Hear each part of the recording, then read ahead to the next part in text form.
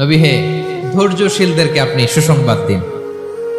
ধৈর্যশীলদেরকে সুসংবাদ দিন, তার মানে বিপদে ধৈর্য ধারণ করতে হবে। প্রিয় ভাইয়েরা, ইন্নামাস সাবরু ইনদা সাদামাতিল উলা। বিপদে আমরা অনেক সময় প্যানিক হয়ে যাই, অস্থির হয়ে যাই, কি করব, হতাশ। না, মুমিনরা হতাশ হয় না, ধৈর্য ধারণ করে। কি করে? কি করে?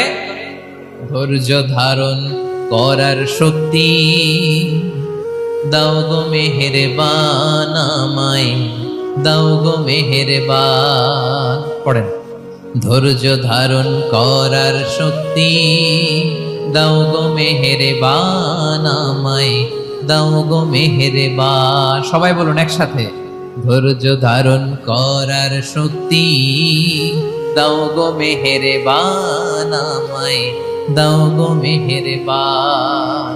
বুকের ভেতর ব্যথার নদী বইছে অবিরা, বইছে বইছে অবিরা। পড়ুন, ধৈর্য ধারণ করার শক্তি দাও গো মেহেরবান আমায়, দাও গো মেহেরবান। পড়েন আমিন। আল্লাহ যেন বিপদে আমাদেরকে ধৈর্য ধারণ করার তৌফিক দান করে। প্রিয় ভাইয়েরা, ধৈর্য এটা এমন একটা গাছ, যে গাছের সারা গায়ে কাটা, কিন্তু এই গাছের ফলটা বড় সুস্বাদু। আই রিপিট, আমি আবার বলছি, ধৈর্য এটা এমন একটা গাছ, যে গাছের সারা গায়ে কাটা, কিন্তু ফলটা বড় মিষ্টি, ফলটা বড় সুস্বাদু। সবাই ধৈর্য ধারণ করতে পারে না। বিষ্ণু ইসলামকে আল্লাহ তাআলা নানা সময় আশ্বস্ত করেছেন, সান্ত্বনা দিয়েছেন, আর ধৈর্যের বাণী শুনিয়েছেন। আল্লাহ বলেন, ফাসবির কামা সাবারা উলুল আজমি মিনার রাসূল। নবী হে, আপনার আগে দৃঢ় প্রত্যয়ী নবীরা যেরকম ধৈর্য ধারণ করেছে, আপনিও ধৈর্য ধারণ করুন। সূরাতুল মুজাম্মিল আল্লাহ তাআলা বলছেন, ওয়াসবির আলা মা ইয়াকুলুনা ওয়াহজুরহুম হাজরান জামিলা। ওরা যাই বলুক, আপনি ধৈর্য ধারণ করুন, ওদের কথাকে ইগনোর করুন। Just ignore what they are saying to you. যা বলে আপনি জাস্ট ইগনোর করেন। ওরা বিষ্ণু ঈসা ইসলামের মনোবলকে ভেঙে দেওয়ার জন্য কখনো বিষ্ণু ঈসা ইসলামকে কবি বলে গালি দিত। কবি কি বলতো? শায়ের। কখনো বলতো মজনুন, পাগল। নাউজুবিল্লাহ পড়বেন না? পাগল বলে গালি দিত। মাঝে মাঝে বলতো কাহিন, গণক। মাঝে মাঝে বিষ্ণু ঈসা ইসলামকে তারা বলতো আবতার, লেস কাটা। মুহাম্মদ, তোমার ছেলে নাই, তোমার বংশ নির্বংশ হয়ে গেছে, তোমার নাম নেয়ার মতো কেউ নাই। আহা, কপাল পোড়া। গোটা বিশ্বব্যাপী বিষ্ণু ঈসা ইসলামের সুনাম সুখ্যাতি ছড়িয়ে দিয়েছে কে? আকাশ বাতাস মাড়িয়ে, সাত আকাশ ছাড়িয়ে আল্লাহর আরশ পর্যন্ত আল্লাহ তাআলা বিষ্ণুনবীর সুনাম সুখ্যাতিকে সুউচ্চ করেছেন। ঠিক কিনা বলেন? ইগনোর করুন। আপনাকে কবি বলে, গণক বলে, আপনাকে পাগল বলে, আপনাকে লেসকাটা বলে, জাস্ট ইগনোর দেন। বর্তমান সময়েও নানা ধরনের ট্যাগ আমাদেরকেও দেয় কি দেয় না বলেন? দেয়। আমাদেরকে কি বলে? মৌলবাদী বলে, বলে বলে ওই যে রাজাকার বলে। রাজাকার রাজাকার খেলার দিন শেষ। মন মতো হইলে মুক্তিযোদ্ধা, মন মতো না হইলে রাজাকার, এই দিন শেষ। ওই দিন আর নাই। এই কার্ড দিয়ে আর খেলার দিন নাই। এগুলো মানুষ আর খায় না এখন, এগুলো গিলে না আর। সাধারণ মানুষ বড্ড সচেতন। দেখেন, কালের বিবর্তনে, সময়ের আবর্তনে একই পরিক্রমা আমাদেরকেও ট্যাগিং করে। আমাদেরকে মৌলবাদী বলে, ব্যাকডেটেড বলে, রাজাকার বলে, জঙ্গি বলে, যুদ্ধাপরাধী বলে। আছে না এরকম? ওয়াসবির আলা মা ইয়াকুলুন, নিজের সাথে মিলায় নেন। যা বলে ধৈর্য ধারণ করো। ওয়াহজুরহুম হাজরান জামিলা, জাস্ট ইগনোর দেন, ভালোভাবে ইগনোর করেন, খালাস, সালাম দিয়ে কেটে পড়েন। তাহলে প্রিয় ভাইরা, এই বিপদ আপদ আমাদের পিছু ছাড়বে না, পিছু ছাড়বে না। নবীদের পিছু ছাড়ে নাই, আমরা কোথায়? আমরা আর কি? বিপদ আমাদেরকে ধৈর্য ধারণ করতে হবে, মনোবল হারাইলে হবে না। দেখেন বিশ্বনবী কিভাবে আপনাদেরকে সান্ত্বনা দেয়। বিশ্বনবী বলেন, আজাবান লি আমরিল মুমিন, মুমিনের ব্যাপারটা বড় আশ্চর্যজনক। ফাইন্না আমরাহু কুল্লাহু লাহু খাইর, মুমিনের জীবনে যা ঘটে সবটাই খাইর, সবটাই কল্যাণ। ইন আসাবাতহু সাররাউ শাকারা ফাকানা খায়রাল্লাহ ওয়া ইন আসাবাতহু দাররাউ সাবারা ফাকানা খায়রাল্লাহ। মুমিনের জীবনে যদি সুখ আসে তাহলে মুমিন শুকরগুজার হয়, এটা তার জন্য ভালো। আর যদি মুমিন জীবনে দুঃখ আসে তাহলে সে সবর ইখতিয়ার করে, এটাও তার জন্য ভালো। সুবহানাল্লাহ। তাহলে দেখেন, আমরা হয় সুখে থাকি নয় দুঃখে থাকি, ঠিক কিনা বলেন? তাহলে সুখের সময় আমরা শুকর করি, কি করি? শুকরগুজার হই। শুকরিয়া করাও একটা ইবাদত, শুকরিয়া করাও কি? আর দুঃখের সময় আমরা সবর করি, সবর করাটাও একটা। তাহলে আমাদের পুরো জীবনটাই ইবাদত, পুরো জীবনটাই সুখের সময় শুকর আর দুঃখের সময় সবর। আওয়াজ করে বলেন, সুখের সময় শুকর আর দুঃখের সময়। এই দুই ইবাদত মুমিন জীবনে চলমান, কন্টিনিউয়াস, একটা উইন উইন সিচুয়েশন। কি বলেন? উইন উইন হয়ে গেল না? যেই পরিস্থিতিতেই থাকে আমাদের জন্য লাভ। আল্লাহু আকবার।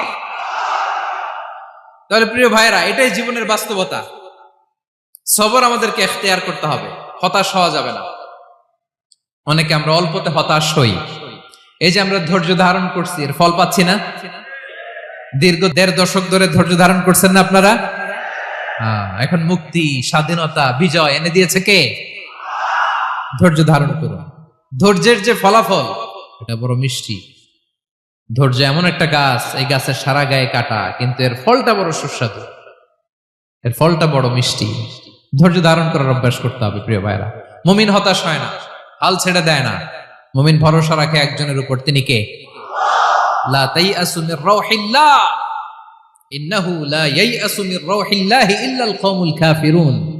আল্লাহর রহ থেকে, রহম থেকে নিরাশ হয়ে যাও না। কাফির ছাড়া, অকৃতজ্ঞ ছাড়া কেউ আল্লাহর রহ থেকে, আশা থেকে নিরাশ হয় না। শয়তানের সবচেয়ে বড় মিশন হলো আমাদেরকে হতাশ বানানো, এটা খেয়াল রাখবেন। শয়তানের সবচাইতে বড় মিশন কি? আমাদেরকে হতাশ করে দেয়া। হতাশ বানাইতে পারলে সে সাকসেসফুল, খুশি। কিন্তু আমরা এত সহজে হতাশ হই না, আমরা নিরাশ হই না, আমরা বিপদে হাল ছেড়ে দেই না।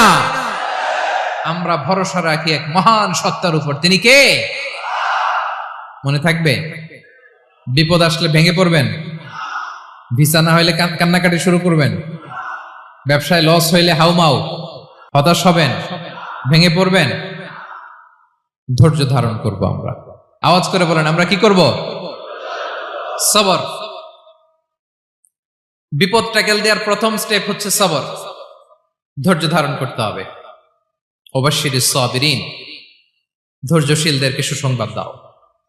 বিপদ থেকে বাঁচার দ্বিতীয় স্টেপ হচ্ছে এই বিপদ থেকে উত্তরণের চেষ্টা করতে হবে।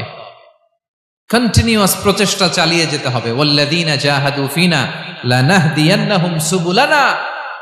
যারা আমার রাস্তায় চেষ্টা করে, প্রচেষ্টা করে, স্ট্রাগল করে, তাদেরকে আমি পথ দেখিয়ে দেই, সুবুল দেখিয়ে দেই, ওয়ে আউট দেখায় দেই, এক্সিট দেখায় দেই। কোথাও আটকাবেন না আপনি, আপনাকে এক্সিট দেখায় দিবে কে?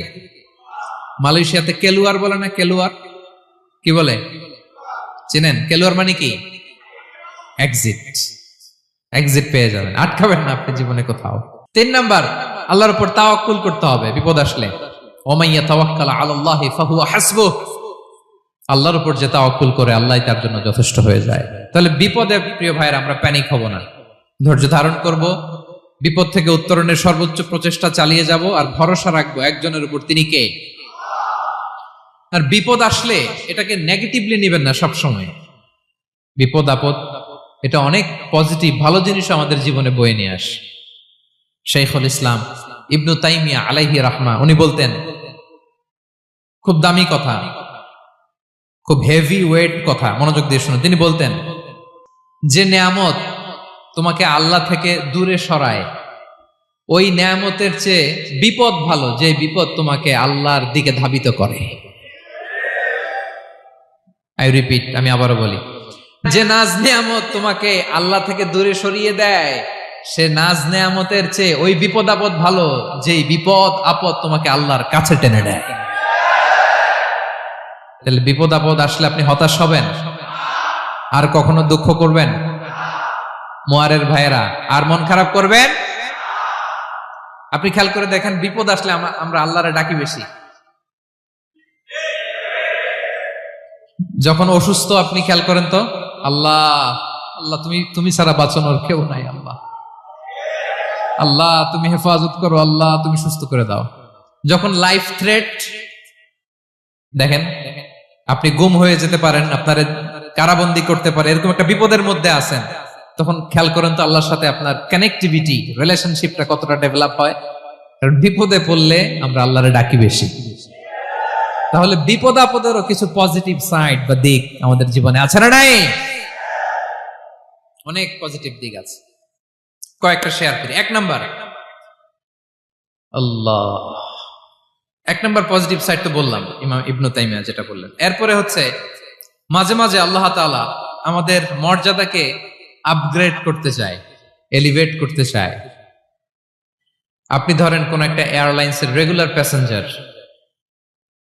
প্যাসেঞ্জার টিকিট কাটেন, মাঝে মাঝে হঠাৎ করে দেখবেন কাউন্টারে গেলে তারা বলে you are upgraded to business class, অথবা you are upgraded to first class. যেহেতু রেগুলার প্যাসেঞ্জার, অনেক মাইলস জমা হয়েছে, আপগ্রেড করে দেয়। আল্লাহ তাআলা মাঝে মাঝে চায় তিনি আমাদের মর্যাদাকে, র্যাঙ্ক, এটাকে আপগ্রেড করবেন। কিন্তু আমার যে আমল আখলাকের অবস্থা, ওইটা দিয়ে ওই আপগ্রেড র্যাঙ্কে যাওয়ার সুযোগ নাই। বুঝতেছেন কথা? আল্লাহ চায় আমার লেভেল একটু আপ করতে, কিন্তু আমার আমলের যে অবস্থা, এতে আমি ওখানে যাই না। তখন আল্লাহ কিছু বিপদ আপদ দিয়ে, পরীক্ষা দিয়ে বান্দাকে টেস্ট করে। ওই পরীক্ষায় যদি উত্তীর্ণ হন, সাথে সাথে আল্লাহ তাআলা আপনার লেভেল বা র্যাঙ্ক আপগ্রেড করে দেয়। সুবহানাল্লাহ পড়বেন না? তাহলে লাভ না লস? আওয়াজ করে বলেন, লাভ না লস? মুমিন জীবনের সব লাভ। যত বিপদ আপদ আপনাকে স্পর্শ করে, প্রতিটাতেই আপনার জন্য কল্যাণ। বিষ্ণু ইসলাম বলেন, মা ইউসিবুল মুসলিমা মিন নাসাবিন ওয়ালা ওয়াসাবিন ওয়ালা হাম্মিন ওয়ালা হুজনিন ওয়ালা আযান ওয়ালা গাম্মিন হাত্তা শাওকাতি ইউশাকুহা ইল্লা কাফারাল্লাহু বিহা খাতায়া। আপনার জীবনে যত দুঃখ, যত যন্ত্রণা, যত টেনশন, যত অ্যাংজাইটি, যত ইনজুরি, এমনকি গোলাপ ফুল পাড়তে যে ওখানে যে কাটা বাঁধছে, বরই খেতে যে বরই গাছে ওঠার পর যে একটা কাটা বিঁধছে আপনার হাতে, এর কারণে আল্লাহ তাআলা আপনার গুনাহ মাফ করে দেয়। সুবহানাল্লাহ। তাহলে বিপদ আপদ দিয়ে আল্লাহ বান্দার মর্যাদাকে আপগ্রেড করে। বিপদ আপদে ফেলে আল্লাহ তাআলা বান্দার পাপ মোচন করে। বিপদ আপদ দিয়ে আল্লাহ তাআলা বান্দার শাস্তি মওকুফ করে। এমন পাপ করছেন, এটার জন্য শাস্তি বরাদ্দ হয়ে গেছে, কিন্তু আল্লাহ তাআলা ওই শাস্তি থেকে মাঝে মাঝে আপনাকে বাঁচাতে চায়, তখন কিছু বিপদ দিয়ে বান্দারে পরীক্ষা করে। উত্তীর্ণ হলেই আল্লাহ তাআলা ওই শাস্তিকে মওকুফ করে দেয়। তাহলে আসুন সামারি করি, পুরো আলোচনাটার সামারি করি। বিপদ আপদ, পরীক্ষা, স্ট্রাগল, কষ্ট, এটা সুন্নাতুল্লাহি ফিদ দুনিয়া। এই দুনিয়ায় আল্লাহর সুন্নাত, এর বাইরে কেউ যেতে পারে না। ইভেন নট দ্য মেসেঞ্জার্স, নবীরাও না। আজকের আলোচনায় শুনছেন না নবীদের জীবন দিয়ে কি গেছে, ups and downs, test and trial, নবীরাও না। তাহলে এটা আমাদের মাইন্ডসেটের সাথে সেট আপ করে নিতে হবে যে অতীতে, বর্তমানে, ভবিষ্যতে বিপদ আপদ মুক্ত এই পৃথিবীতে কেউ থাকবে না। পারবেন? হ্যাঁ, এটা মাইন্ডসেটে নিয়ে নিতে হবে যে এটাই জীবন, বিপদ আপদ দিয়ে আল্লাহ পরীক্ষা করবেন। এটাই পৃথিবী। চির সুখ, চির শান্তি এই পৃথিবীতে খুঁজলেই পাওয়া যায় না। শুরুতে বলছিলাম না, চির সুখ, চির শান্তি। বলেন তো, এটা কি দুনিয়ার ফিচার না জান্নাতের ফিচার? জান্নাতের ফিচার দুনিয়ায় খুঁজলে পাওয়া যাবে? যাবে না। তাহলে আজকের আলোচনার 1 নাম্বার লেসন হচ্ছে বিপদ আপদ এটা সুন্নাতুল্লাহি ফিদ দুনিয়া। এই দুনিয়া আল্লাহর সুন্নাত, এটা থেকে মুক্তি পাওয়ার কোনো সুযোগ নাই, নবীরাও পায় নাই। 2 নাম্বার লেসন, বাঁচার যেহেতু সুযোগ নাই, we have to face it with patience, intellect and tawakkul. বিপদে অস্থির হওয়া যাবে না, এটাকে ফেস করতে হবে উইথ পেশেন্স, ধৈর্যের সাথে। বিপদ আমরা মোকাবেলা করব কিসের সাথে? ধৈর্য। প্যানিক হবেন না, অস্থির হবেন না, ধৈর্য ধারণ করবেন। উইথ ইন্টেলেক্ট, আল্লাহর দেয়া আপনার ইন্টেলেক্ট খাটিয়ে এই বিপদ উত্তরণের, সর্বান্তকরণের চেষ্টা প্রচেষ্টা আপনার চালায় যেতে হবে। আর সবশেষে আত-তাওয়াক্কুল আলাল্লাহ, ডিপেন্ডিং অন আল্লাহ, ভরসা করব কার উপর? আল্লাহর উপর। পারা যাবে তো?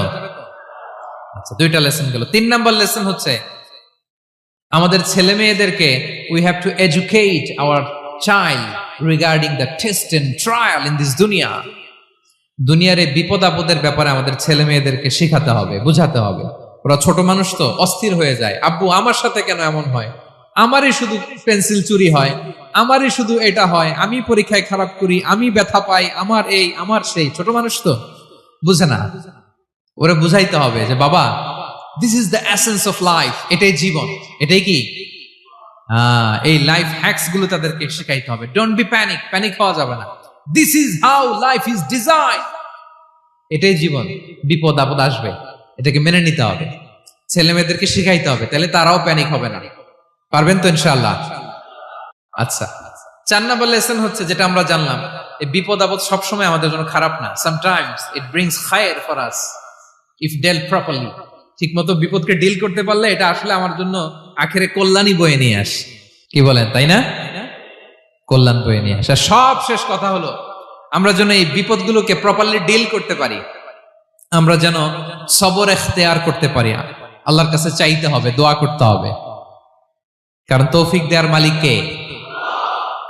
আল্লাহর কাছে যেন আমরা কায়মনোবাক্যে প্রার্থনা করতে পারি, আল্লাহ এই বিপদকে যেন আমরা ডিল করতে পারি উইথ সাবর, উইথ ইন্টেলেক্ট, উইথ তাওয়াক্কুল। আসল হাতিয়ার হচ্ছে এটা, দোয়া।